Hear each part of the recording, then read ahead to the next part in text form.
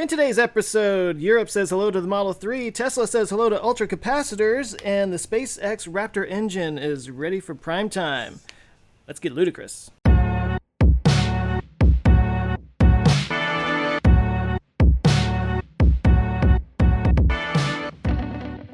Hello and welcome to Our Ludicrous Future. This is the podcast where we talk about all the cool future stuff that's going to change our lives in the future today, or something like that.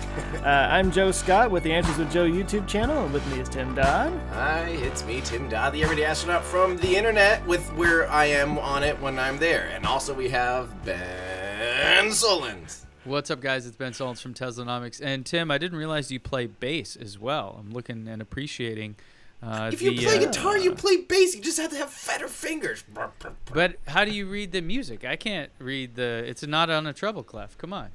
It's just a 4-string guitar. Yeah, and who reads music? Oh. That's right. Reading. Reading is for yesteryear. That's why I have Audible. Also known as Spotify for music. I want people to read to me. Also known as Spotify for music. That doesn't make sense. You're right. It doesn't make any sense. No. I was thinking Audible to read music would basically be listening to music, which would be Spotify. Oh, gotcha. Okay. See? So are you that's suggesting, what my brain was doing.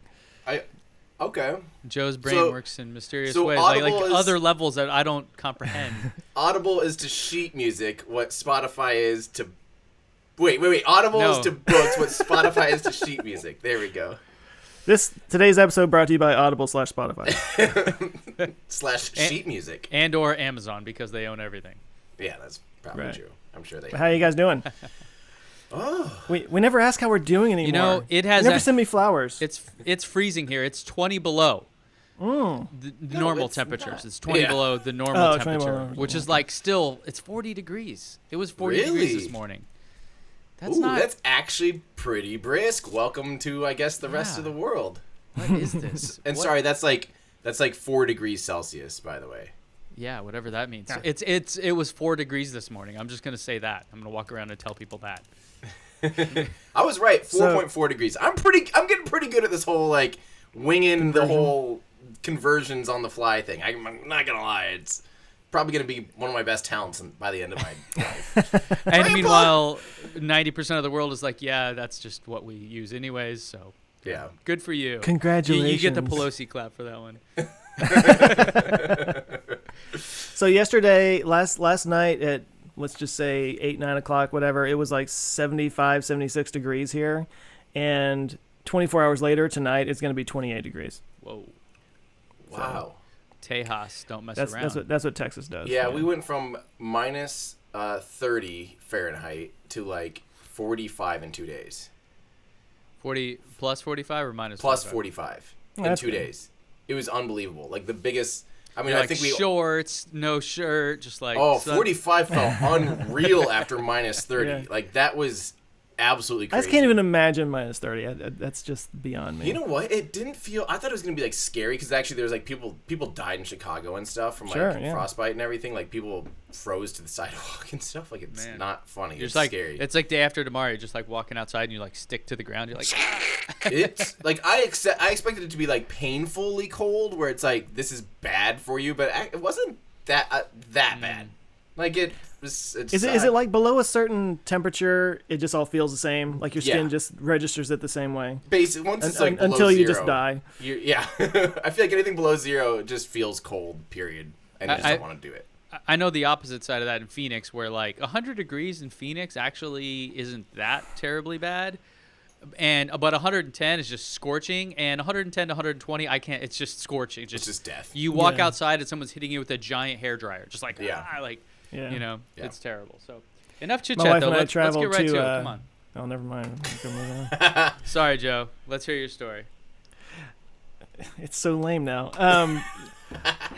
Now, my wife and I traveled to Santa Fe a couple years ago, and we were amazed by the fact that when you got under the shade, it cooled off. Yeah. We're not used to that, with all the humidity here, and there wasn't any there. Sorry, let's move on. That wasn't even Facts. Telling people things they it already was, know. in the context, it was perfect, but then we decided to move on. I ruined it. So, of course, right when we stopped our podcast, as always, we got some pretty big news last week from a lot of big news, of course, from the headquarters of Mr. Musk. And one of the biggest ones was probably the battery company, right? Or was that this week? That was this week, but we can jump in week. there. So, if you guys haven't been following, yeah. So Tesla. So okay, there's some context here on the earnings call. One of the most shocking things to me was when Elon said that they have no plans to upgrade the Model S and X to the new battery cells that the Model 3 uses. It's 21700 form factor. Everyone, I mean, maybe he had said that before. People seem to already know that, but I was surprised by that.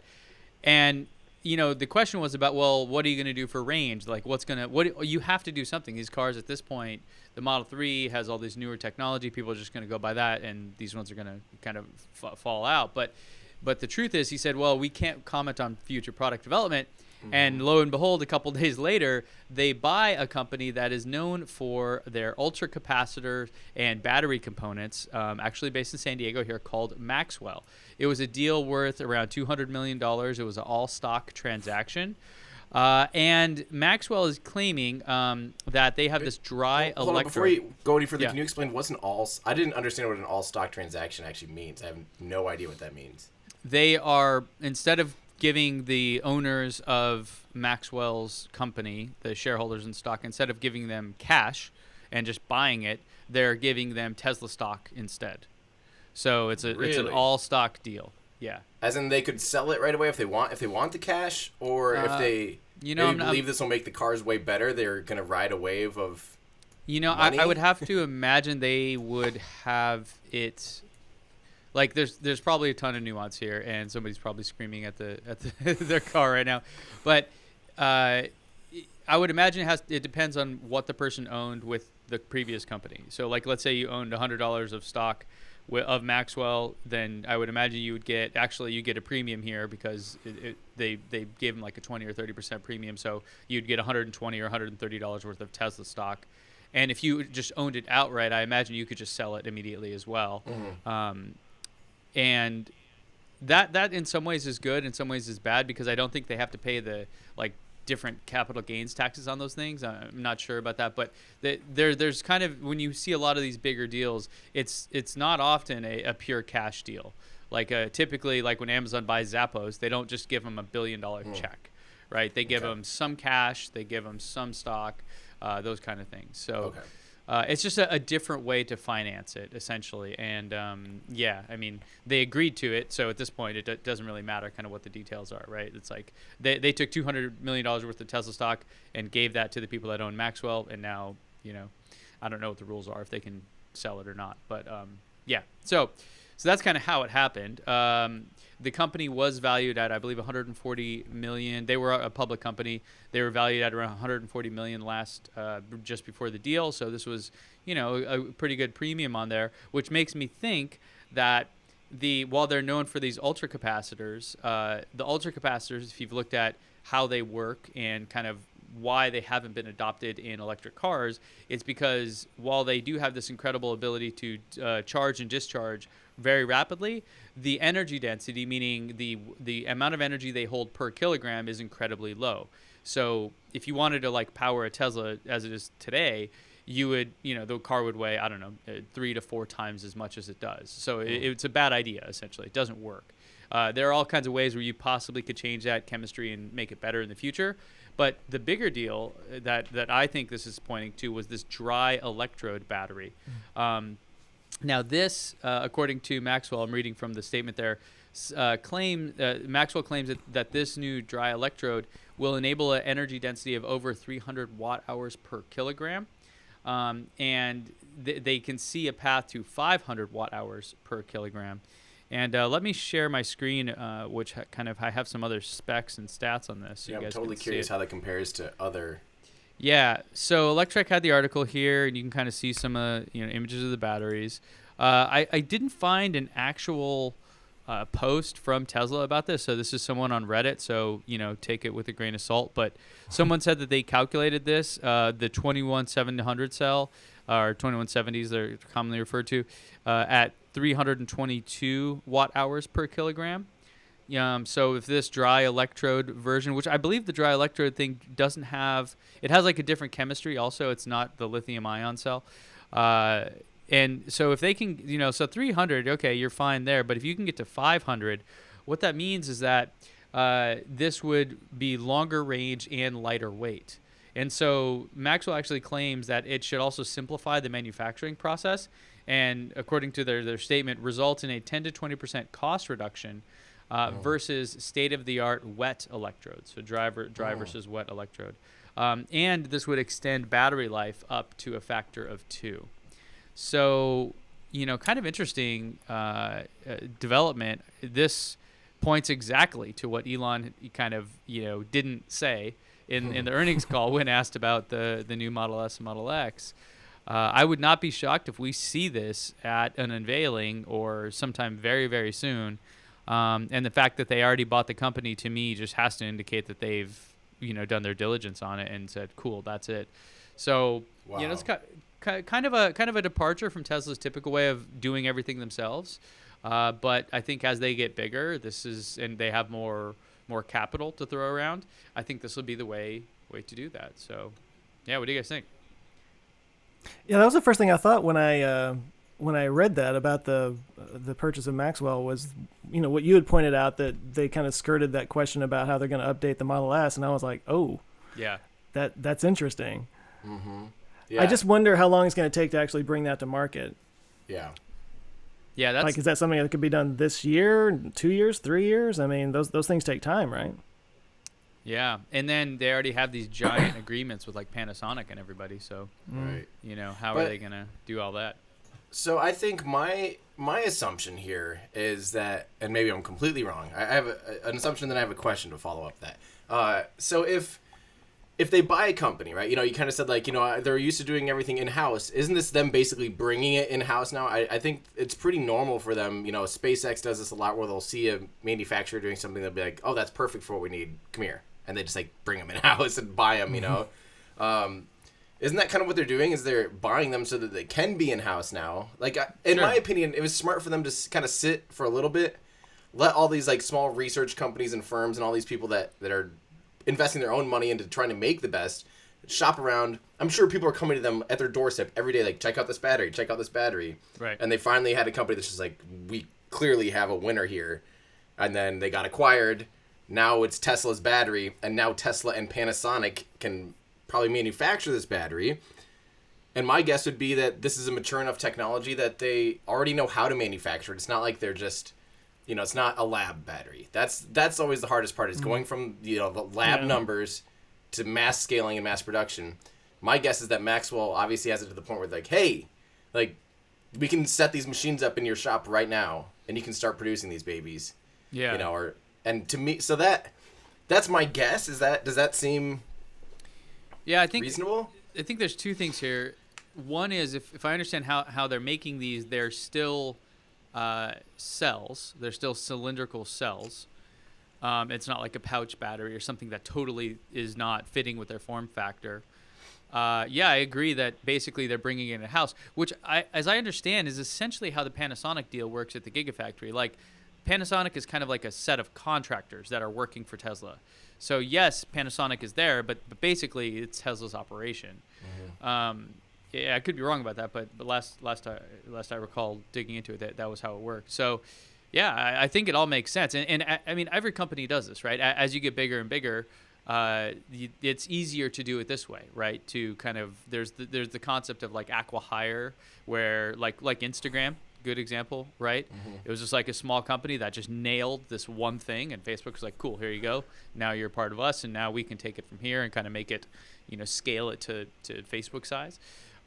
Those kind of, I think it makes total sense. I think you're right. I think that the fact that I believe there's still cylindrical cells means that they could probably integrate this much quicker than, a solid state battery or something wildly different. Yeah.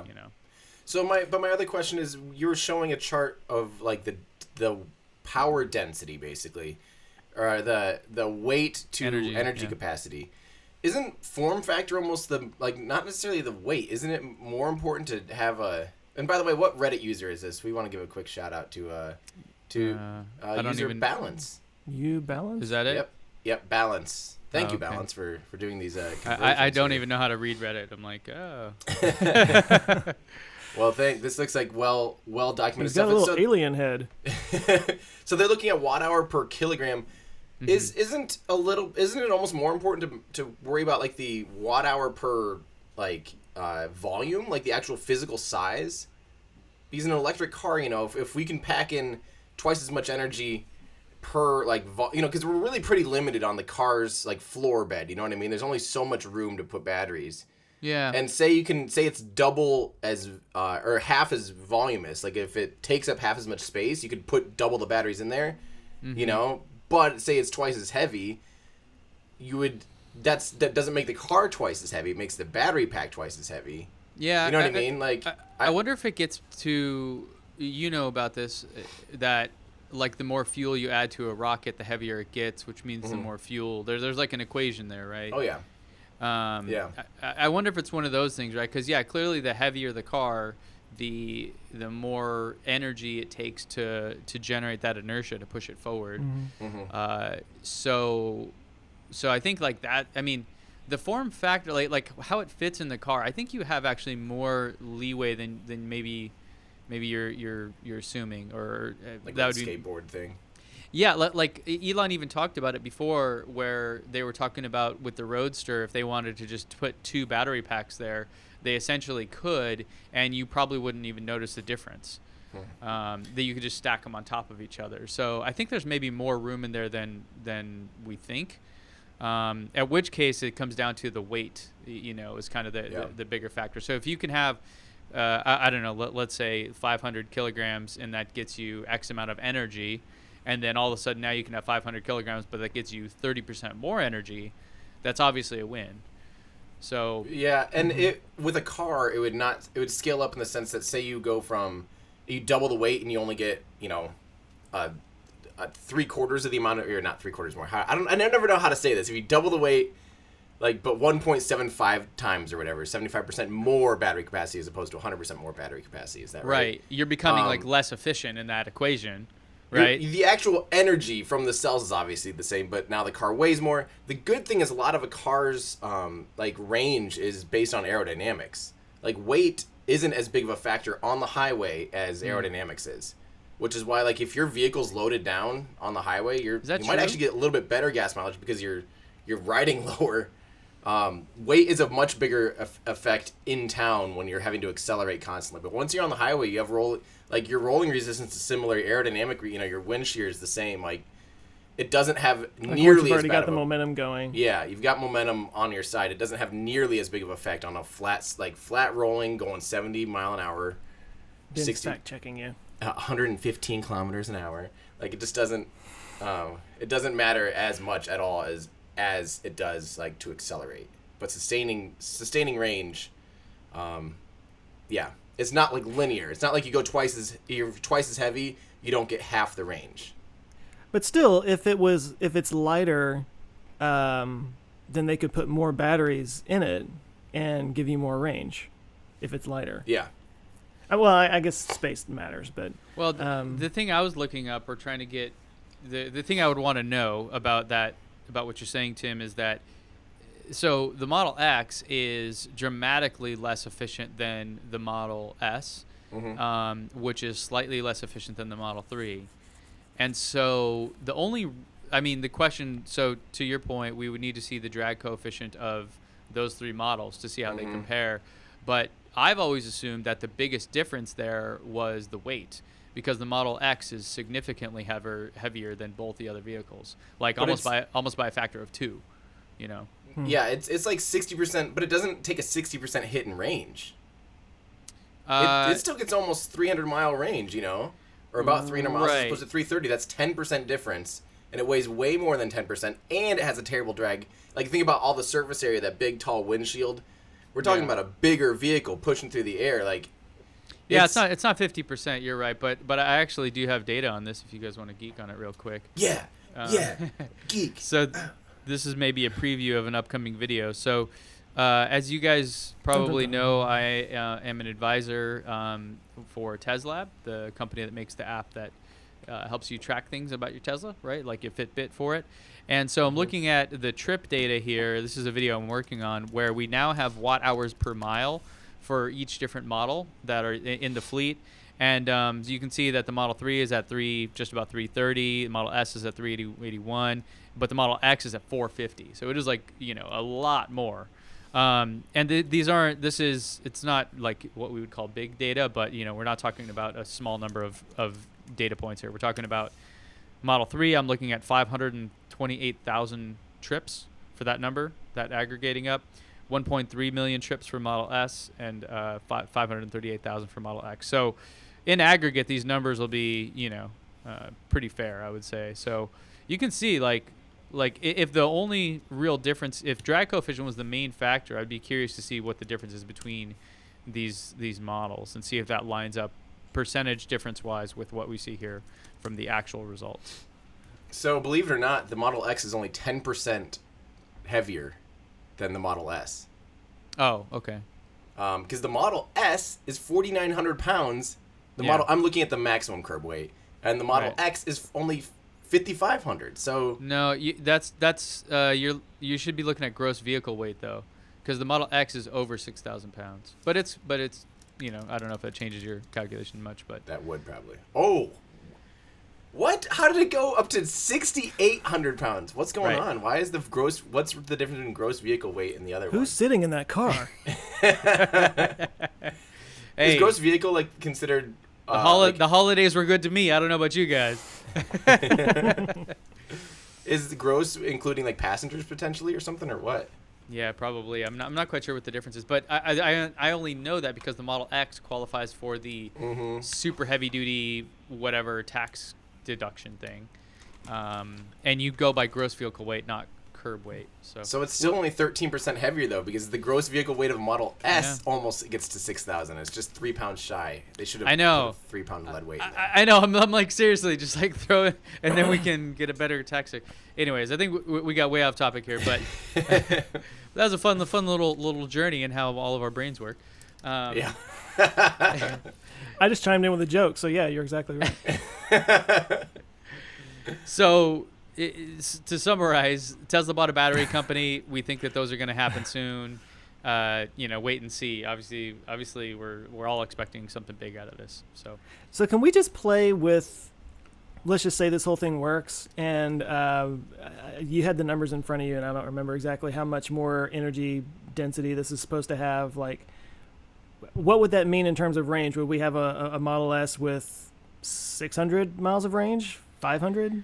If it increased by, what was it, 30% or something? Yeah. So okay. I mean, so this same guy did this the same calculation with the 18650 cell.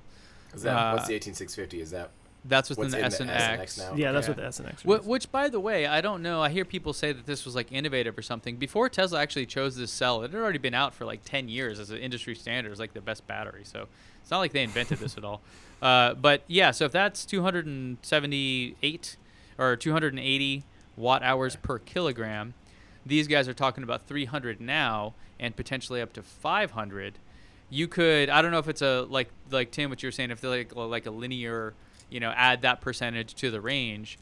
But considering the Model S has the longest range and best performance, you could imagine that both of those things would improve as well.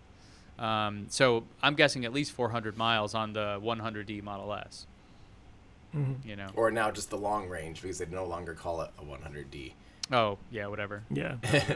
So I'm just wondering if say they could get it up to 500. I know that's sort of a future pie in the sky kind of thing, but I mean, I'm just wondering at what point we could actually get an EV that goes 600 miles, literally further than a gas car, and at that point it just becomes a no-brainer. Price aside, obviously. I mean, I'll just. I know the Roadster does, but. Oh, dang it. I hate this new thing. Do you guys get that a lot when you go to Tesla.com? It pops up and asks you for I've seen that before. Yeah, I thought that was me because I have VPN on at times and stuff when I'm testing things, and that I would normally see it, but so I wasn't sure if it was just me. Yeah. So I mean, this very likely this new thing from Maxwell will almost certainly be what powers the new Roadster. I would also not be shocked if we saw some of those ultra capacitors in there to give that Roadster that 1.9 second 0 to 60. You know, because that's essentially what you need is like an insane amount of energy discharge, which lithium ions, well, it's not even the batteries themselves, it's the inverters that do the discharging, and their C rating, I believe, is the thing that's the limiter. So, you know, with ultra capacitors, whatever, you should be able to just like blow that out of the water, give you more energy than the tires and the gears and just the physics of the metal can even handle. So. It's crazy. It's just this whole the battery industry is so dynamic right now and changing all the time. It seems like there's always some new breakthrough happening, and I really feel like 20, 30 years down the road, we're going to look back at lithium ion as just like a transitionary kind of thing into solid state or whatever we wind up with. And like I was saying, lithium ion's been around for a long time. That 18650 cell has been around for you know, over a decade as kind of a industry standard best battery that you can buy. So it's not like it's new at all, you know. I mean, I think Neil deGrasse Tyson talked about it. He's like, yeah, batteries are still the basic chemistry that we've had for hundreds of years. It's like, well, they're getting better, but it's almost like the cell phone. It's like you have this giant breakthrough, and then it's like just like incrementally better, but not like another leap forward, you know. So yeah, it'd be curious to see what that next leap is in batteries. Time for one. In the rocket world, that's why it's so exciting for Electron, is they're just riding a wave of, like, as batteries get better, their rocket gets better. And their payload capacity, all that stuff can increase as technology improves. So they're just riding a wave of improvement. And it's not to say that rocket technology on the other end of things hasn't improved dramatically, too. This might be a good segue.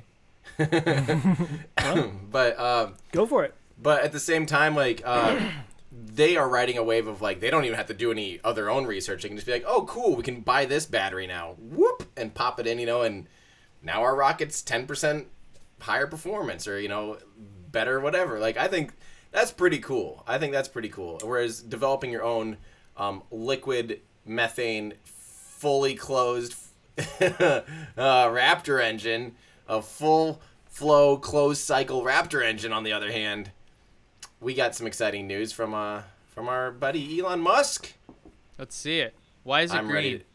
I'm going to show you guys this. So this was, did we talk about this last show? No, we didn't, because this must have come out that night. So here we go. This was last week, I believe. Elon all of a sudden pops onto Twitter, boop, preparing to fire the Starship Raptor engine at SpaceX. And boom, we get our first look at, this is the first, like, development, or the actual, like, this is kind of the real deal. This is one that it might not be fully ready to ramp up, but this is now going from when they developed the Merlin engine that's on the Falcon 9, they basically, you know, started pretty small. They had like an ablative combustion chamber and nozzle and all these things. It was a very simple engine, and they started to develop it, and by the time it was the Merlin 1C, it was pretty well ramped up. This is kind of like that almost.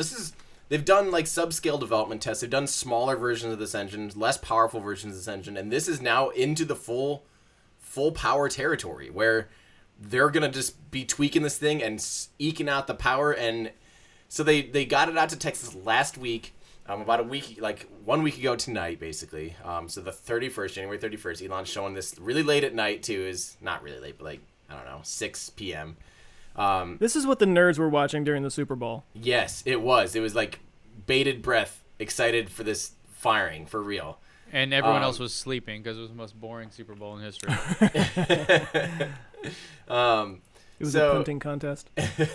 So this was the first peek we actually got of this new engine. And let me tell you, I don't know a lot about this stuff, honestly. I want to think that I have a grasp of this, but this is getting to the point where I don't quite have the full appreciation. But one thing I can tell is that the power pack. So the thing that actually powers, like what you think of as the rocket engine, you see the nozzle, you see like where the flames come out, you think that's like the engine, don't you? You're like, oh, cool, that's where all the power comes from. But you actually have to power that. And in order to power that, you have to have basically a smaller rocket engine. You have to have pre-burners that spin pumps that shove all that, the fuel and the oxidizer into the combustion chamber. And that's known as the power pack. So the power pack is basically literally what powers the rocket. If you lose your power pack, your engine, like your combustion process shuts down. That is how you make a rocket go. And normally these things kind of hang off to the side of an engine. Like you can see on SpaceX's Merlin engine. They have a big turbo pump off to the side, a little bit off to the side, and it has an open exhaust because it's a gas generator cycle, so it dumps its exhaust just straight down. It doesn't go back into the engine; it just dumps exhaust, and it's kind of lopsided. Like, these engines look pretty lopsided. Let me pull up a Merlin engine SpaceX. I'll show you a picture just so you guys know. Like a normal Merlin engine, it looks kind of like, okay, that's the smallest picture in the world. These things are I always tiny. do that when I'm hunting for pictures for my videos. I find these tiny videos. I'm like, why would you even put that on the internet? Like, what's the point of it? But notice how even like this is pretty lopsided. You know, it looks pretty wide. That's still not a very good picture. Come on, Tim, you can do. Here we go. So you see this one. What? I clicked on it. Come back to me. Okay, I'm failing my job. I'm getting fired. dizzy. So if you're listening, sorry, I'll just try to describe this. But yeah, basically you're seeing like the combustion chamber on one side, or like down the middle, and lofted off to one side is the gas generator, is the turbine and the compressor, and the rest of the engine over here hanging out. And this is in pretty drastic difference. Look at this thing. I mean, it is all on top of the engine. And that's because they have to put 31 of these together. What? They're going to cluster 31 of these for the actual booster stage of the Super Heavy booster. 31 of those. Oh, of the Raptor. I thought you were talking about the pre-burners. I was like, it has 31 pre-burners on it? No, 31 of these engines. That's why it's so vertical. Like, that's why they don't have clunky kind of things hanging off to the side. So the engine itself is no wider than the diameter of the nozzle there, which is pretty compact, pretty cool. So people were just nerding out over this, seeing it's a pretty radical redesign from anything we've seen before, really. And it's So now we're just sitting here going. He's starting to give us some notes on it too. He's saying that this is initially going to make about 200 metric tons, initially making one 200 metric ton thrust engine common across ship and booster to reach the moon as fast as possible. Next versions will split to vacuum optimized 380 plus second vacuum and sea level 250 tons. So what he's saying is, for now, they're going to be happy enough if they get this thing up to 200 metric tons, which is a lot of thrust. Like, that's double the power of, a little over twice the power of the Merlin engine, and it's so that's crazy, because remember how many of these things that thing will have.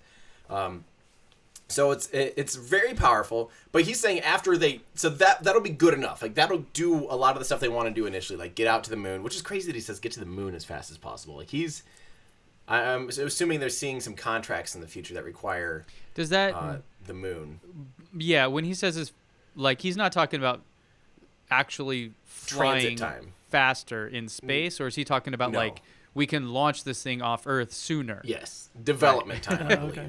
I know, because I wondered that same thing. I think that was my response. Is I think I go, by reach the moon fast as possible, you're referring to timeline of the project and not some Kerbal crazy style high thrust weight direct to moon landing, right? Yeah. I'm pretty sure we can take that as just development time, like get this baby going. But it's funny that he says reach the moon. I wonder if they're having talks with NASA about, hey, we can get this thing done in like 3 years. Yeah, like is once you're already in space on your way to the moon, is going faster really that much better? How much are you gonna gain out of that? Right. There's not really a race to the moon. Like, it takes 3 days, and you could speed that up, but you're just gonna waste a crazy. It's terribly inefficient. It's like 2.75 days all of a sudden. Like, woohoo, we improved. You're like, who cares? For each meter per second you speed up too, you have to slow back down when you get to the moon too. So it's like we got there real fast, and then we just flew right past it. Yeah. I mean, yeah, basically. So we're starting to see all these things trickle in, and it's pretty great. So then, let's see, still 31, which is just nuts. And then all of a sudden, we finally are waiting around, and we see he starts sending us this picture. Just him casually standing next to the nozzle. So now people are getting more speculation on how big this thing actually is. He's holding a little flashlight, or a torch if you're in England. It looks like he's holding a cigar, but that's why he's shining a light into the nozzle here. Which is kind of hard to, like, for some reason it looked convex to me. Like, it looked like convex, it was coming looks out. Like a ball. Yeah. Yeah, it looks like a ball. It looks like it's coming out. No, we're looking in and we're looking down the throat of this thing, and it's really hard to tell. It's a trippy image. If you're not watching this, sorry, I'm describing this about like a second grader, but it's there. He's holding a flashlight. He's checking the engine's tonsils, is what he's doing. He really is. He's doctoring this engine ready for its first flight or fire. So he says at SpaceX with getting ready to fire the new Raptor rocket engine, and that was February 2nd. And all of a sudden, boom, first firing of Starship Raptor flight engine. So proud of the great work by it. That was the next day. They fired it up. And then we almost immediately, like literally minutes later, he sends us this video of the engine firing. It only fired for 2 seconds. But this was still the first firing of a vehicle, of a rocket of this capacity. Like, this is an unbelievable engine. For its size, its thrust-to-weight ratio is crazy high, very high efficiency, and the most complicated system you could ever develop. A full flow closed cycle engine is like the holy grail of rocketry. And so to actually see this, and not only that, but making it with reusability in mind. Like, this is primarily done in this fashion so they can just keep flying this thing all the time and not have to like refurbish it all the time.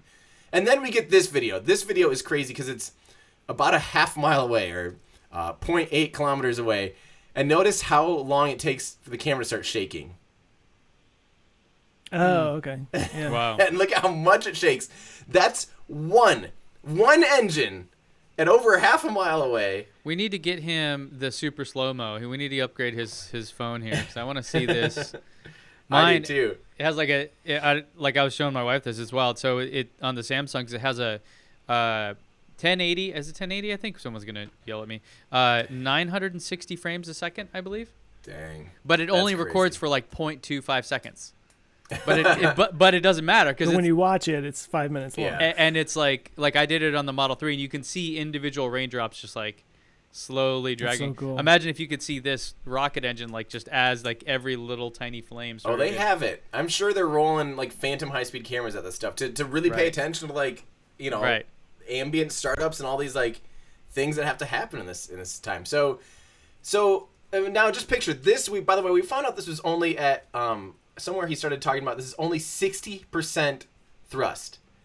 Right. And it's doing that much shaking with one engine. Now imagine what it's going to be like when there's 31 of these things at full thrust. It's, oh my gosh, like it's going to be insane. So then he starts talking about how they light this thing. And because you see a little bit of green, and normally the Merlin engines that SpaceX uses, before they ignite, including on the launch pad, you'll actually notice a big green flash. You'll also notice when they're about to start up as they land, a big flash of green. That's because they're using a thing called TTEB. That's triethyl aluminum triethylborine, or boron. And it's a pyrophoric gas that as soon as they can basically come in contact with oxygen, it lights. That's how they start up the engines. So they have to use this like pyrophoric fuel to light up engines. This is not doing that. They're doing Methalox torch igniters, which are basically, they're going to use like heavy-duty spark plugs. And then he says, basically, a fart of insane power. So, yeah, taking CO2 and oxygen and then a crazy heavy-duty spark plug. And that's how you're going to start your engine. That's good for reusability because, if you're on Mars and you run out of your starter fluid or you leak your starter fluid or whatever, you're screwed. You're not starting up those engines. So this is a simpler system in that sense. So the SpaceX fart mode is very different from the Model 3 fart mode. Yes. It looks like. Yes, it is. And so then even beyond that, today I think he ended up saying he released a little bit more stuff. Yeah, so he said they fired it up last night again, and Raptor achieved power level needed for Starship and Super Heavy. So now they're at the point where they're making enough power out of the engine already. I don't know if they may have fired this a few more times. They don't have to tell us every time it fires, but they already ramped it up to 170 metric tons or 172 metric tons of thrust. And 257 bar chamber of pressure. So what we're talking about now, 172 metric tons. They're aiming for 200 eventually. They're currently using warm propellant, so not cryogenic, like they're super chilled LOX, super chilled methane. They can get 10 to 20% more. Kind of, we're assuming probably more power. These like power and chamber pressure are pretty linear. So if you increase your chamber pressure by 20%, you're going to get close to a 20% increase in thrust too. And specific impulse goes up pretty linearly too. which is your efficiency. So anyway, what we're looking at here, 257 bar. That's how much pressure is inside the combustion chamber, right? And the higher that number is, like, the more impressive, kind of. And currently, the current king is actually the RD-180. Oh crap! I meant to have this pulled up. But the current king is the Russian RD-180 engine. That's what's used on the Atlas V, and I think that's 265-ish bar. So they're already closing in on that on, like, one of their early test fires on this thing, and they're hoping to get 300, which is unheard of. So and it said super heavy, so that's formerly known as Falcon Heavy, or is that something? Super Heavy is the booster portion the bottom stage, of the first stage. Gotcha. Yep. Okay. Of the whole BFR. Because I was going to be surprised if they're changing out the engines for the Falcon Heavy. Seems they're late in the game for that. No, they're done developing Falcon Heavy. They just want to be done with it. So that picture where he was checking the tonsils that we were looking at, that was kind of weird. Like that's the full size engine. Yeah. Because it's not that big. No. Am I mistaken about that? No, it's not that big. It's only a little bit bigger than a Merlin engine. They're pretty relatively small. Like this is bigger. Okay. Someone did a really good comparison of, and I'll try to find it here, of the Raptor engine versus the Merlin engine size. Just recently, someone did and versus a BE4. I believe this is on Reddit. So let me see if I can find who did this. Or actually, I think someone at the NASA Spaceflight forums put this together. But I'm going to share this anyway. So thank you to whoever put this together. This is a really pretty decent visualization here. At least of these are, a little bit of this is, is speculated-ish because, I don't know, we had to just, people are estimating the size here of the nozzle, diameter and stuff. And it's hard to tell without the official dimensions exactly what we're dealing with here. But I think this is the newest one that someone made. But, no, it's quite a bit smaller. This might not be the right one. This might be an old one. Let me click on it and see what they say for the date. 2 years ago. Okay, that's an old one. Tim, come on. This is why you should have had it prepped beforehand. Well, so the picture that we pulled up for the people who couldn't see it, would you say it's like a meter wide? Maybe I think it's 1.3 meters wide at the exit That's diameter. still not that big. It's not that big. I mean, and when you think about like the space shuttle engines and the Saturn V engines that you could put a house inside of. Yes. A tiny house. Yeah, these are. In fairness, it's a tiny house. It's quite a bit smaller than even like the space shuttle main engine.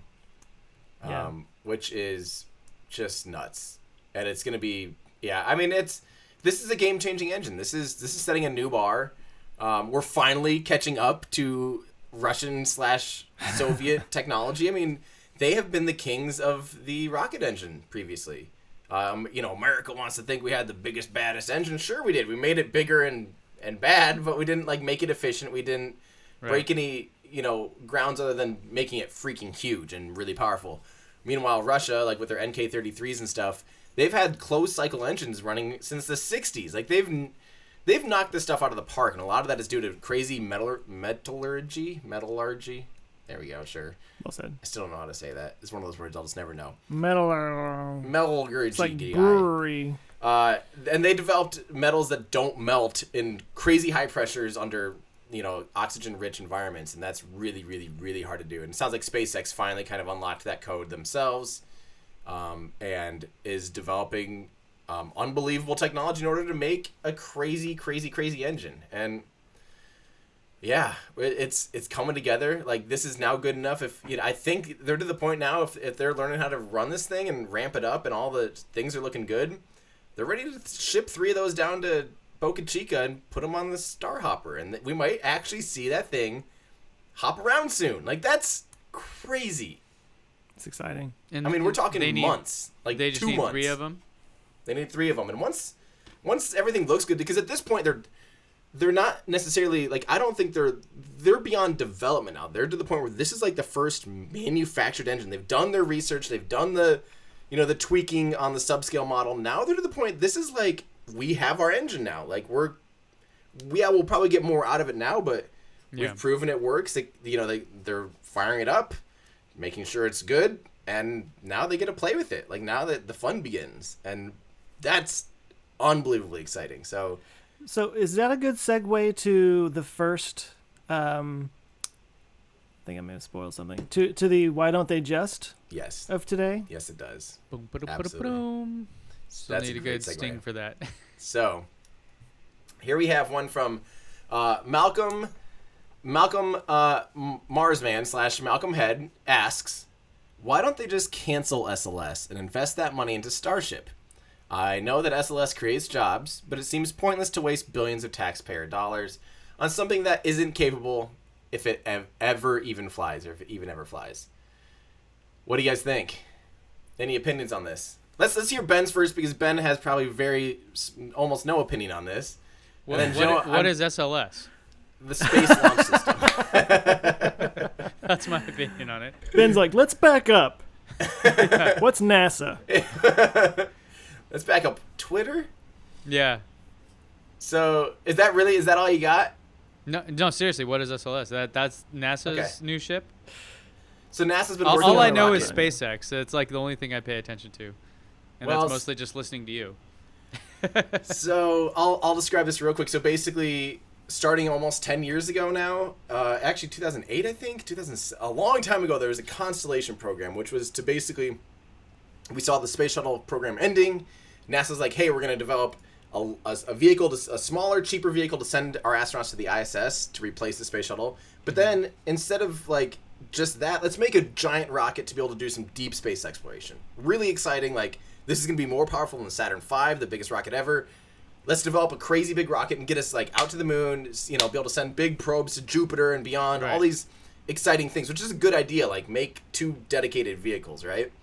And then it kind of they started getting along with the Ares 1 program, and it got really expensive really quickly, way over budget, and all of a sudden they're like, okay, let's let the commercial sector do this. Let's let people bid to just send supplies and people up to the International Space Station. Because that was kind of starting off in the periphery, and So this they were was seeing the potential there. pre-SpaceX being able to do what they do now.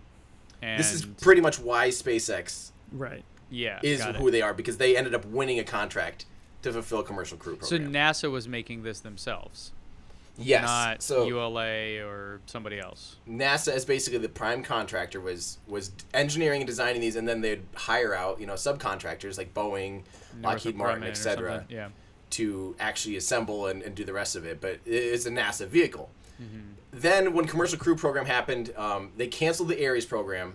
The Obama administration did, and they pushed for the commercial crew program, which ended up being a really great thing. It's why costs have come down so much, and it's why we have SpaceX kicking butt, and why we have the commercial crew program coming online with Boeing and SpaceX this year. Really cool stuff. Meanwhile, then the idea, and it did make sense at the time. They go, okay, so here, commercial, we'll save some money. We'll let the commercial sector handle, the commercial crew program and all these things. They'll handle the low Earth orbit stuff. They can do that. That's easy stuff. We'll develop the heavy lift rocket, because that's not profitable. It's big. It needs a lot of oomph to get big things out into space. And so they took the Ares 5 and they turned it into the SLS. It was a little bit stripped down, a little bit less capable, but it still was really big, really powerful. And they said, all right, here it is, and we're going to use all shuttle technology. So we're going to use the space shuttle boosters, but make them a little bit taller and bigger. We're going to use the space shuttle main engines, because we have literally 16 space shuttle main engines just sitting around. We might as well put them to use. These are really powerful, really efficient engines. They're billions of dollars worth of engines just sitting, or hundreds of millions of dollars of engines. They're just sitting around. Why don't we use them? And that was the idea behind SLS. Got it. So Joe, pick it up from there. Well, I don't think this was said. SLS stands for Space Launch System. Yeah. Yeah. Yes, that's what SLS stands Yep. for. So why don't they just cancel it? I hate when people bag on NASA. I'm a NASA fan. They've done amazing things. Not just for humanity. It gives me no joy to say this, but I don't know why SLS has taken so long. It's sort of a Scope creep. kind of piggybacking off of what you were saying, and just to kind of describe it to Ben, it's like a Frankenstein vehicle of Apollo and Space Shuttle. It's got like an Apollo top and a Space Shuttle bottom kind of thing, And like Tim was saying, they're reusing a lot of the technology from the Space Shuttle program. So it's kind of like all the pieces are there.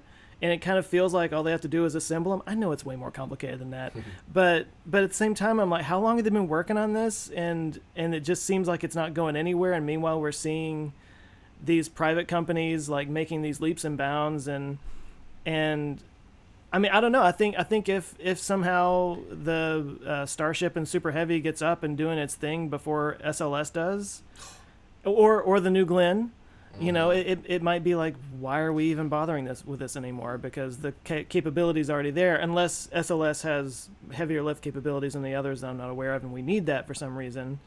But it's frustrating. It feels like it's taking way too long. And I think I could definitely see if the private companies get there first, you know, well, it would be a waste of time and money to keep working on that program. I want to see it happen, though. Like I said, I root for NASA. I want to see them win. I want to see them do good things. But if it doesn't work, it doesn't work, you know.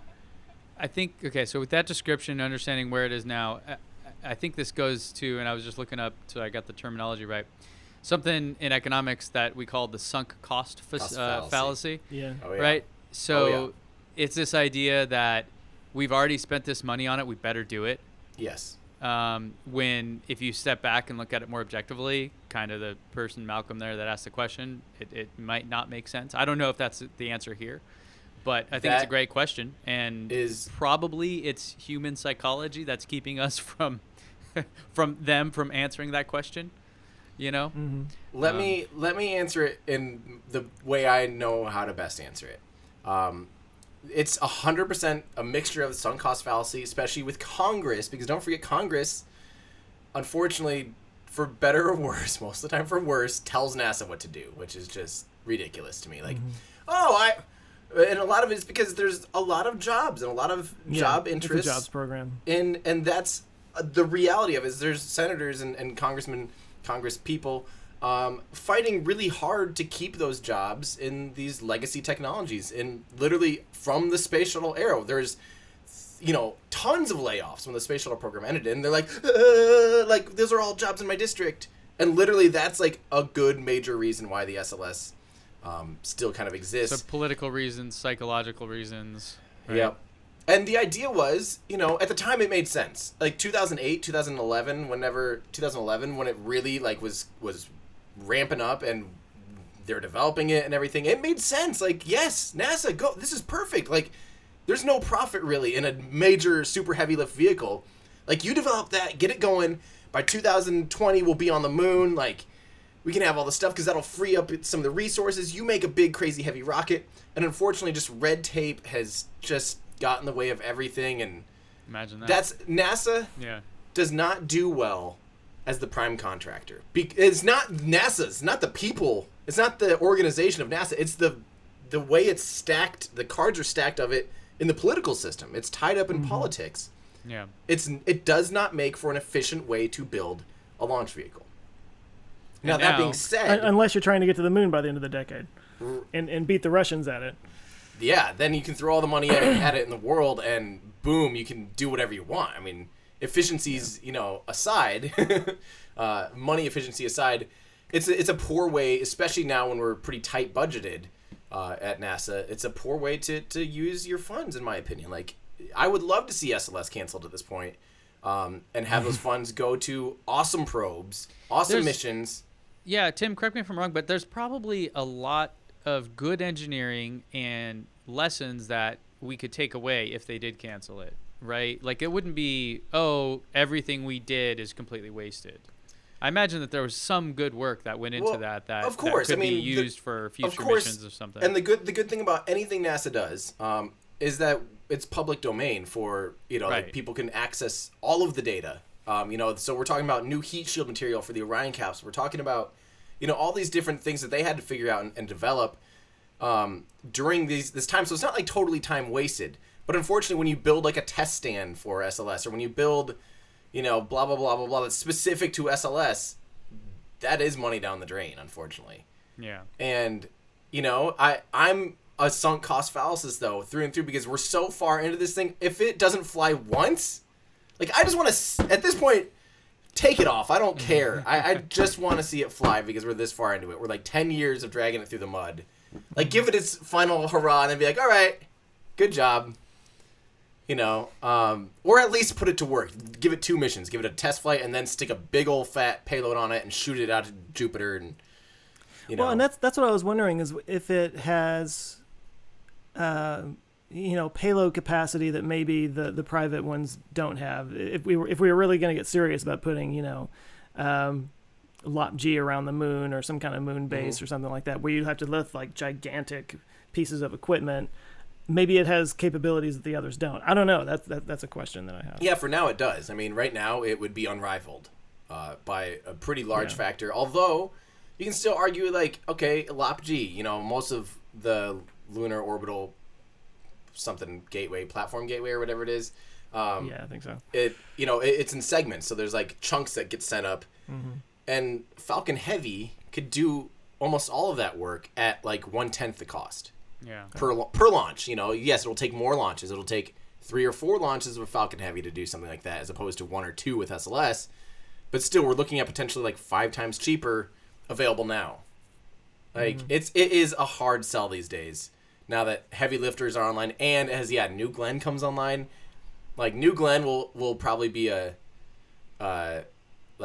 book case closed for SLS. Unfortunately, if New Glenn goes online before SLS does.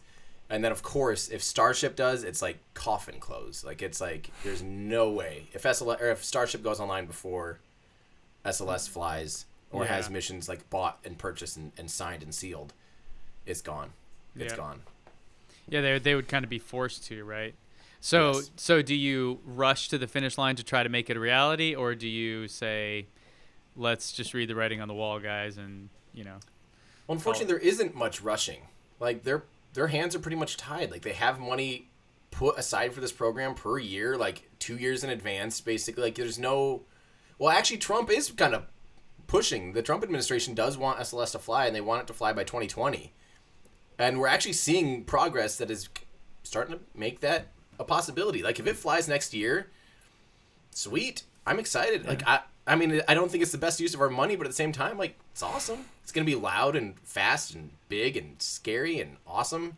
Like, I'll go see that for sure, 100%. I'll be excited about it. I'll love that, knowing that we have the heaviest, most powerful rocket ever flying. Like, I'm in. Take me there. I want to go watch that.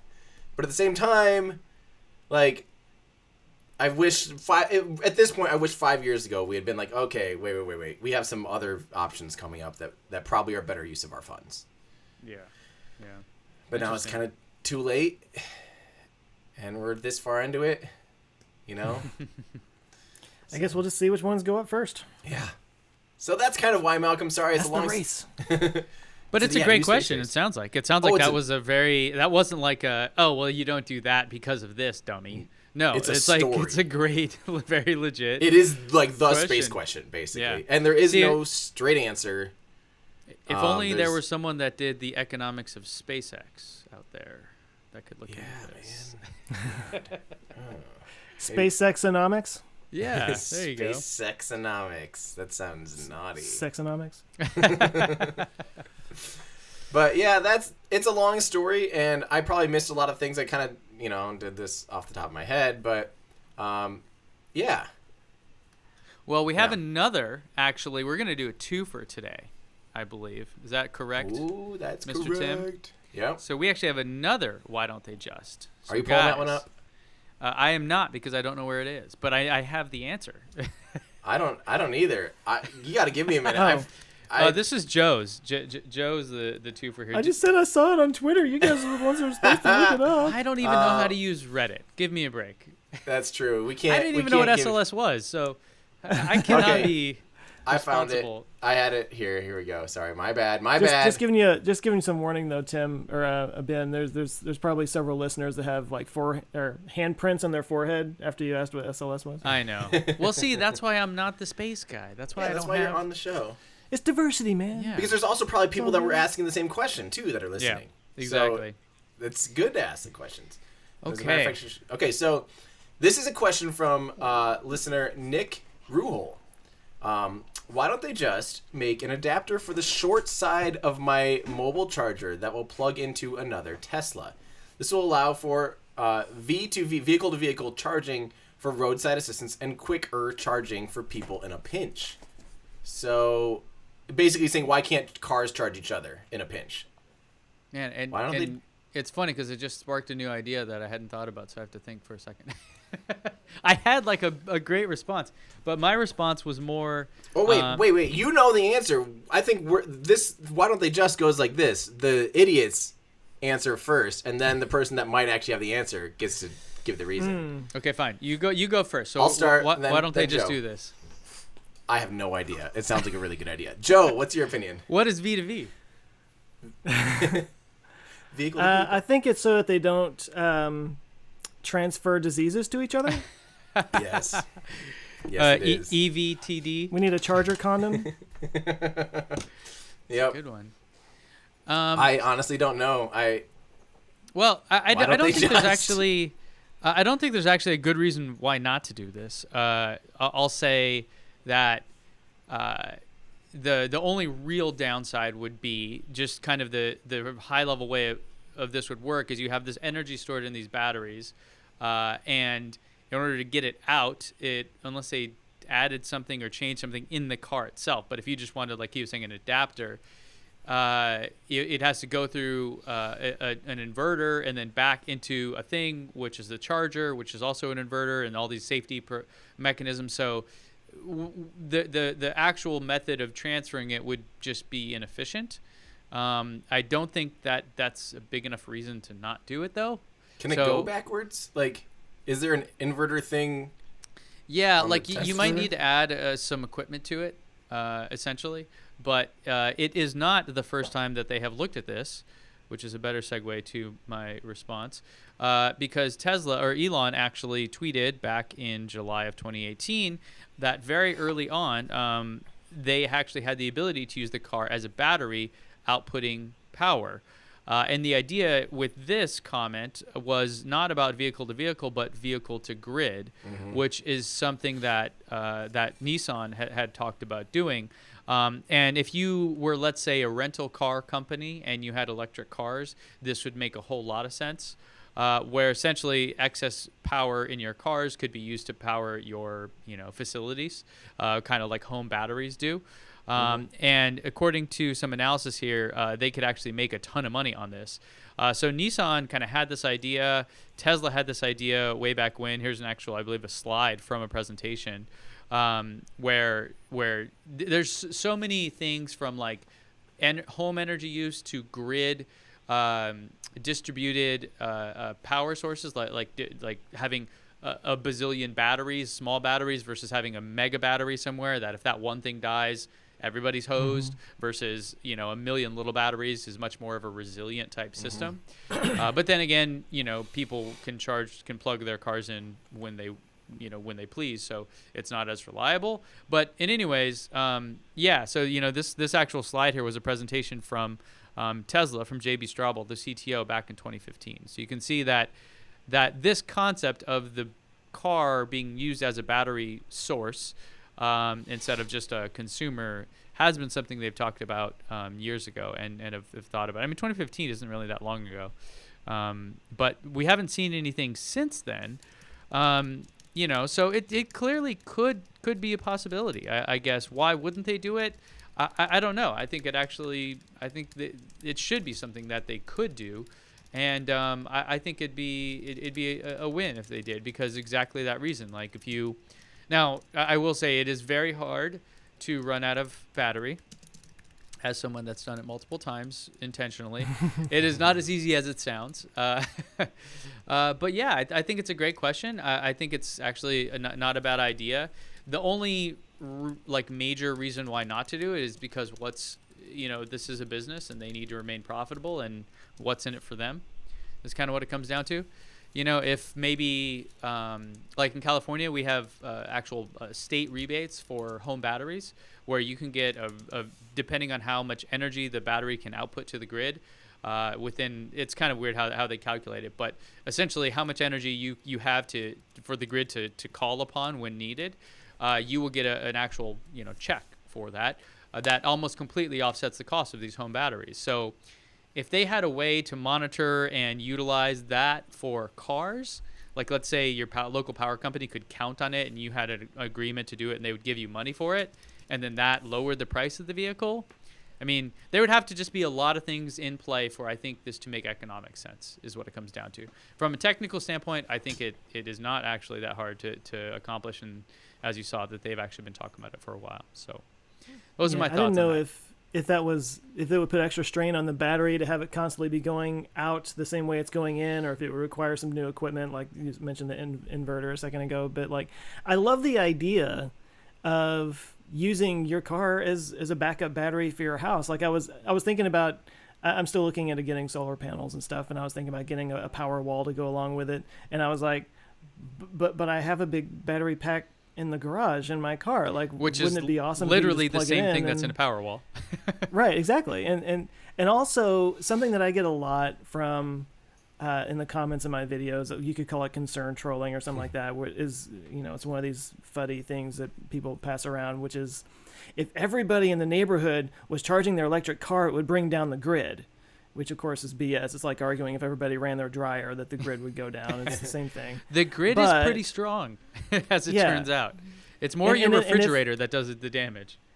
And it can be updated too. If it turns out that a neighborhood needs more power, they can work on that. Anyway, but my point is, if you had the whole vehicle to grid thing, it would actually stabilize the grid, wouldn't it? Because you would have all this battery backup. Let's just say everybody in the neighborhood had an EV and they were all plugged in, then you would have all that extra, kind of wiggle room. Storage out there. Yeah, and so in fact, I mean, if you go down that path, exploring that concept there, I believe it's called frequency is the term they use in terms of like how much energy the grid needs at a given point. And then you look at natural gas peaker plants versus battery packs, which Tesla has tons of now, like these massive commercial scale, I think they're called power packs. And you see that the batteries are able to respond like it just dramatically better. Like the Australia one, they're actually shutting down their natural gas peaker plants and like just putting them out of commission because the massive battery in South Australia is actually working so much better. And in fact, I think taxpayers are even getting money back because they're saving money on this deal. So it's crazy. Yeah. So batteries and the technology you're talking about are actually just a much better grid solution for these these spikes, the frequency of demand. So yeah, I think you're totally right. And actually, it's funny because Audrey and I, we go down and we have like this meeting with our local utility company, which is a municipality here in Cedar Falls, which is awesome. And so they like want a lot of feedback. They're talking to EV owners, and they ended up coming over and wiring up different things to our house, with our permission. We're like, oh, please study us, please study our charging habits, whatever you need to like help our community, And so they're studying our house to see like when we charge and do estimates of like, okay, say there were 3 EVs per block, do we have to update the transformers now? Like, what's this going to do to our grid? And they're just taking it as they're getting data on it. They're starting to see how people charge, when they charge, how long they charge for, and there's of course good practices. Like if, they say, hey, looks like your block is, at high risk of having everyone trip the circuit if you all plug in and start charging at 5 p.m. Luckily, we can all charge at different times. Like I could charge at 5 a.m. I can charge, you can schedule your charging. All of that should happen locally, right? You should trip your own breaker before you trip anything back at the grid. And they don't don't really pull that much power, to be honest. But here's the deal, like a transformer, right? There's like basically one per block is my understanding, or one per, 8 houses or something. And it's only capable of handling so much power draw at one time. Mm-hmm. So if all of a sudden, yes, of course, like your house is, it's going to draw X amount. For me, I think I'm pulling basically 50 amps, 220 volts. Like, I'm drawing so much power, but I'll never, I won't trip my circuit. My circuit's fine. Like I'm wired up nice and clean to the blah, blah, blah. Like that's not going to trip. But if all of a sudden 8 houses all at once turned on their charging for their car at the exact same, within the same time, that could overload the transformer locally, Mm-hmm. So you do have to be mindful about it, or do they have to update the transformers to handle that peak load at the same time? It just seems like so the Tesla Model 3, the max amperage it can pull from a an AC power source is 48 amps. And that's because that is the capacity of the charger, which is built into the car, right? Like the thing that you plug into it is not a charger. That's basically just a safety device to make sure you don't catch fire or something. Like it's just electrical stuff. It's not like the actual charger. So from an AC power source, the most you can pull is just 48 amps, which is actually quite high compared to other things in your house. But I mean, it doesn't sound like if you had 1,000 people, I don't know, like maybe my understanding of what the grid can handle or the transformers can handle is off, but it doesn't seem like it's that much to me. So, well, I mean, imagine 48 amps is a lot more than like a refrigerator, right? Which is like 6, yeah. Which is like 6. Like a normal plug is like double 9 the voltage. Or something. So all of a sudden now, so imagine, like how rolling blackouts happen because all of a sudden everyone has their air conditioning cranked at the same time, right? Now imagine something drawing 4 times more power, at each house or whatever. Like, you're talking about a lot of electricity, and they have to be able to handle that at the local level too. So it's not just, yes, there's obviously grid fluctuations at the like power plant level where they have the big giant spinning mass that they have to like and ramp up power with demand. Yeah. That's different. Even like at your block level, all these little transformers have to be able to, they don't want to put a too expensive of a transformer in for residential use. Like, right. That's going to be too expensive. Obviously, there's cost considerations. So they want to make sure they're being mindful of, how are people charging? When are they charging? Yeah. How much are they drawing? Blah, blah, blah, blah, which is great. I love that my utility company is doing that and trying to make sure they're ready. And they're starting to put up some public chargers and stuff, or they're working on that. And I think that's awesome. Well, so the question was, why don't they just? And I think we all agree that it's a good idea, but maybe we don't know the why don't they just thing. Like, what's keeping them from doing that? Yeah. Yeah. Right. Well, I think it's economic reasons is what it comes down to. There would have to be some incentive for them to do it. Would it save the customer money, meaning they can advertise a lower price? Would it help the grid? Probably, if they figured out a way to kind of coordinate it like they have done with the home batteries here in California. So I think like well, but who's the to benefit vehicle-to-vehicle thing, though, would be a nice little fail-safe, just in case people get stranded. There's still that concern for range anxiety and stuff. So like, if you were able to say, like, yeah, somebody else could just come up and plug in and you'd be back on the road in a minute, Yeah. Yeah. Speaking of back on the road, I don't know if that's a good one or not. We now have, I don't know if you guys saw, but today should be the first day of European deliveries of the Tesla Model 3. What's that mean? That's great news for people in Europe that have been waiting for 3 years. Are we at 3 years? I was just gonna say, like, we're coming up to 3 years here. Yeah, we are. And Elon tweeted this. There was somebody that asked about it. They said, "Hey, we drove 2.5 hours, and they told us to come back the next day. Kind of ruined our thing. That's just kind of how it actually goes. It's kind of par for the course for Tesla now." And Elon responded saying that there have been many unexpected challenges coming through Zeebrugge, which I thought I had up on a map. This is in Belgium. But basically the ship with the cars is there. It's docked. They're getting them off. It's happening. Maybe as we speak, hopefully by the time people are listening to this, which is good news because according to Electrek, Tesla actually received almost 14,000 Model 3 orders in January. And so this is kind of hard to track. I don't know how they got this number. They have some kind of registrations or something like that. But because Tesla doesn't actually report this number, for anyone ever wondering, monthly numbers are not what they report. They report quarterly numbers, and they don't even break it out by region. So unless they explicitly, for some reason, want to do that. If this number's right, 14,000 Model 3s in Europe for January, it's actually quite a bit. If you recall, I think when Tesla Model 3 in the U.S. was the number one car, in the top 5 cars being sold, it was something around 23 to 25,000 cars per month. So 14,000 is nothing to sneeze at. I don't know. I couldn't find data on like where this puts the Model 3 in comparison to other similar cars in Europe, but fantastic. So that's good news. And when you look at the Model 3 tracker from Bloomberg, you can kind of see things are still kind of up and to the right. You do definitely see on the Model 3 production rate a dip, but then lately in the past couple weeks we're seeing kind of a spike. So all in all, it seems like the Model 3 is making its way to Europe, and it's doing so just in time. As Elon stated on the earnings call, currently the factory is only making cars for Europe and China.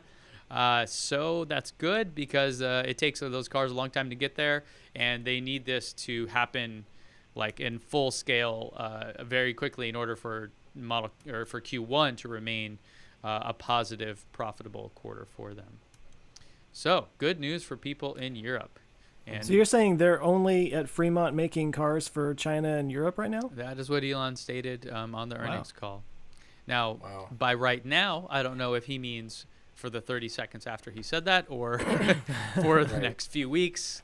It wasn't. Now, does that mean that they have inventory for the United States? If somebody wanted to buy, they could buy from the inventory?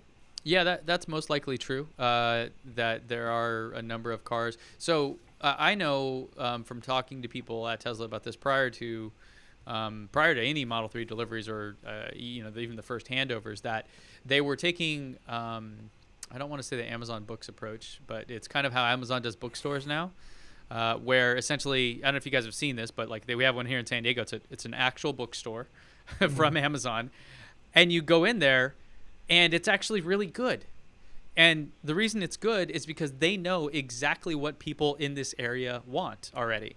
Obviously, gazillions of people use Amazon for everything. So they basically stock it full of books that are the most popular in this area, and they rotate it out like daily. So Tesla, to my knowledge, prior to actually getting orders, even opening up the ability for people to order the Model 3, started to make them with predictions of what people were going to want and where. And the options you could choose were so minimal at the time that it didn't matter, right? It's like color and tires was like basically all you could choose.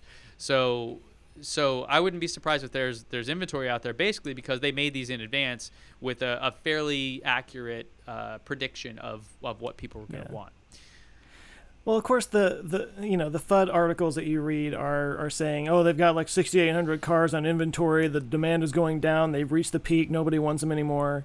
And I'm seeing what you're saying, that they're now making the cars for Europe. And it's like, oh, well, maybe they just overproduced for a while so that they could have some inventory for the United States, because now they're going to be focusing on Europe and China. Yeah, it could be. Yeah, there's probably some forecasting that went into that. Some data people there running these numbers saying, okay, here's how many we can make, and then we can start doing this. And because especially when you're shipping cars to China or to Europe, it's not quick. It's you don't fly them there overnight FedEx, right? You load them on a boat, and that boat either goes across the Pacific Ocean or it goes down through the Panama Canal over the Atlantic. So it's not a quick thing, from the time you actually make the car to when a person gets it. It's a long delay. Yeah. Exciting, though. Well, that would explain it. Yeah. And to parlay on that, to touch on what you just asked about, Joe, as well, Tesla also lowered the price on the Model 3 by $1,100. And they said it was because they ended the referral program. Those pesky people racking up all those referrals. Ben. Definitely not my fault. And I actually you hear that, guys? Ben was holding your Model 3 prices hostage so he could have 2 Roadsters. That's right. We'll see if I even get any of them. Who even knows, man, at this point. I'm still waiting on Powerwalls from 2017. So waiting for a Powerwall almost as long as I have for I did for the Model 3. Now, I would be very curious to see the actual numbers behind this, because I can't believe that that the referral program was costing them $1,100 per car. That seems crazy, because most people weren't getting Roadster discounts, right? They're only, in the grand scheme of things, there's like something like 30,000 people that had referrals, and only like 70 people actually made it to the point where they would get free Roadsters. So, but it's okay, not hold on. even Let's close. think about this on a different level, though. How many? I would say the average person probably ended up with a referral. Okay. Right? Like, or maybe even the average would be 2. No, which would still look average. So we have an actual count of everybody that has made one referral, and it's somewhere in like the 30,000 people range. So if you average that out with all the people that have hundreds. No, but my point is that there are hundreds of thousands of people that are driving these cars. So the percentage of people even participating in the referral program is extremely small. But the point is, even if you have just 1 or 2 referrals, you're looking at Tesla had to send you a charger thing and or like a radio flyer. We're looking at hundreds of dollars. Yeah, maybe. It would chew into their their profit for sure. But not for the 300,000 people that took delivery. For the people that participated in the referral program, sure. But I guess my point is like over $1,000 per car. You're talking about every car that they sell. And so I don't know. Yeah, I'd be curious if they published the numbers on that and how they actually came to that number. Or if this was more of just like hey, we can now do this. Like we have a little bit more margin, but we want to really start keep ramping this up. Because remember, Q1, the tax credit went down by half. So they're trying to make that up, so the car essentially got more expensive, so I think they're just trying to catch up to that. So, and then again, I would not be shocked if in Q3, when the referral program, or I keep saying that, the tax credit is down to $1,875, so another 50% drop, that we actually see the $35,000 Model 3, not the squiggly line $35,000 Model 3 as Elon tweets. Yeah. So, yeah, but anyways, in any event, I think it's great because it means more people in Teslas, and the network effect of it is really, to me, the win, right? I mean, you guys, regardless of referral program incentives, everybody that has had a Tesla, even prior to the referral program beginning, which actually I guess not many people have had Tesla since prior to that, but point being, like, people talk about this and share it with everyone anyways.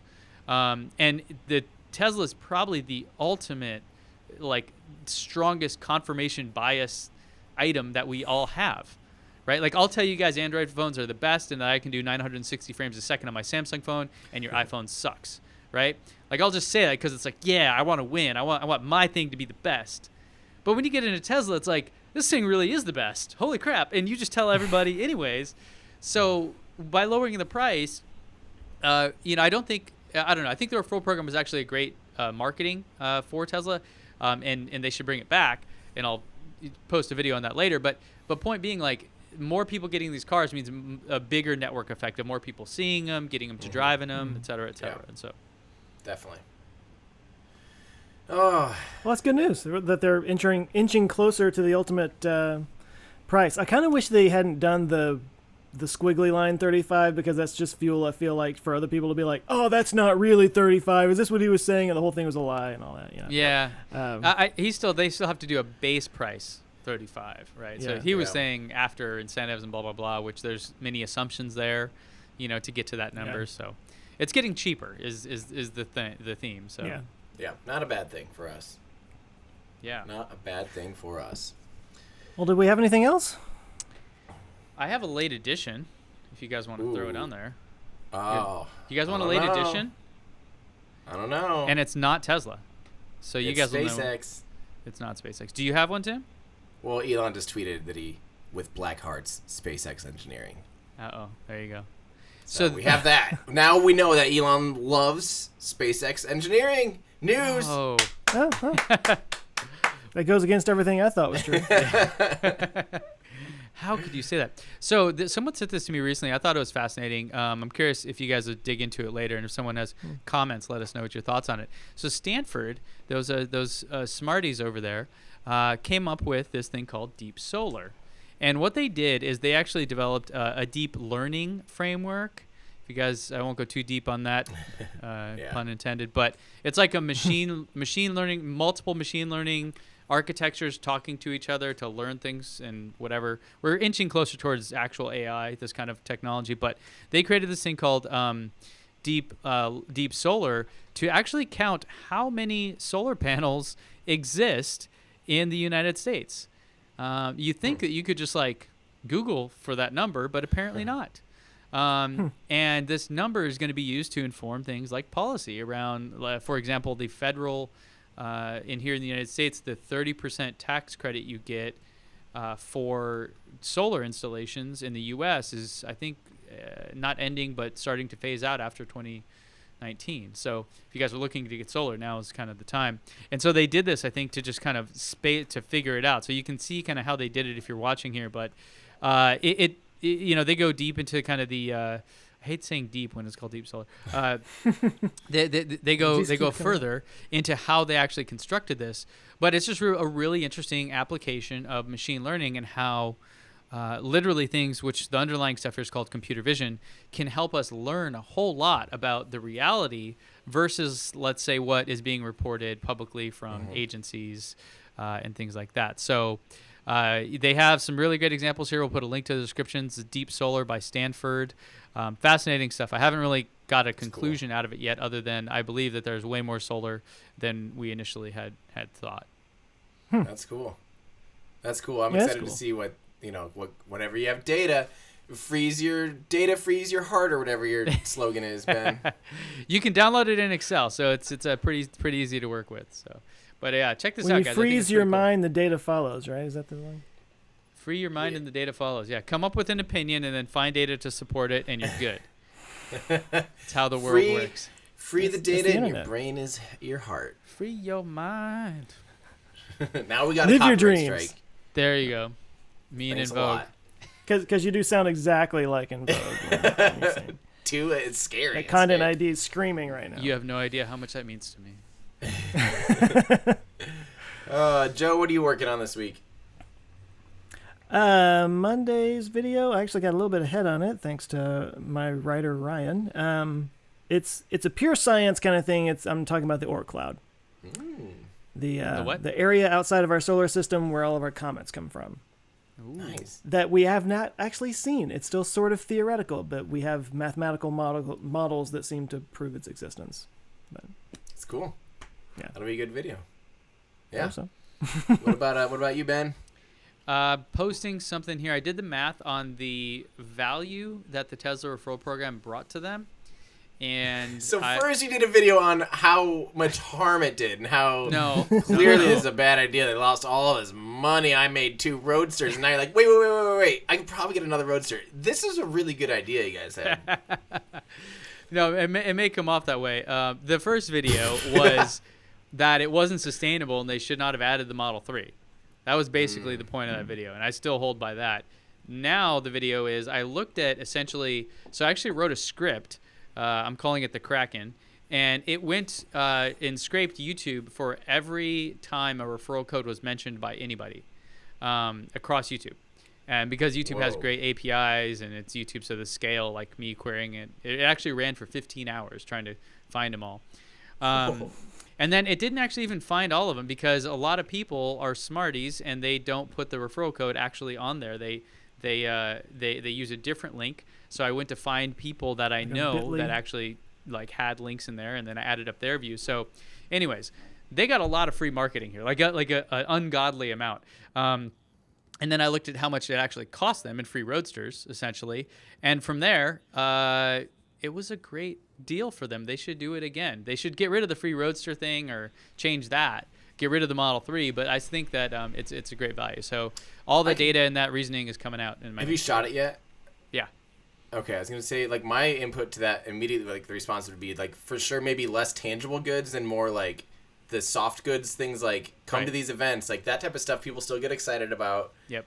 It is value, some exclusive things or whatever, that doesn't really cost them anything. Like, I think those should still be around. And to put the context on it, I don't know how long you guys have been following this stuff, but, the original big prize referral program was a car, and Bjorn Nyland won both of those, but it was just one total. That's it. One person that does this, you get it, and he got it. Yeah. Being kind of the first Tesla tuber, and then they did it one per region. So then still, I think he probably got that one from Norway or whatever region that falls under, and then U.S. North America got another one, whatever. So those programs were fine, and so the Roadster thing could have totally not been like numbers wise been totally fine if you hadn't just said anybody can refer anybody with any car and you can get 2 Roadsters. Because literally you saw people overnight, and in fact I'm thankful that some of my friends in Europe that could not refer Model 3s until very recently, they were able to do it. Like my friend Sal Lopez, who's in France, who has a great following on YouTube, has been with the community forever, sharing so much knowledge, but he's in Europe and he couldn't refer people to order Model 3s. So then overnight he got 160 referrals. And I'm glad it worked out in those cases, but that's just not, that is the part that's not sustainable. So my point is they should bring it back but they should modify it either to be not kind of hurt like it themselves. used to be, or just take away certain incentives or whatever, right? Yeah. But like you're saying, Falcon Heavy launch, I am so pumped to go on that, even though it's going to Yeah. cost me a lot of money to go. I don't care. Like I am stoked to get to go to that, you know. Yeah. So Yeah, that's very cool. I'm working on. Did you guys see what I did?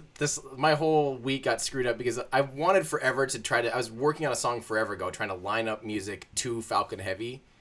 Did you see that? I saw it posted. I didn't get a chance to So watch check it out when you do. I don't want to like be super self-promoting about this, but it's pretty crazy. I took literally the live stream, right?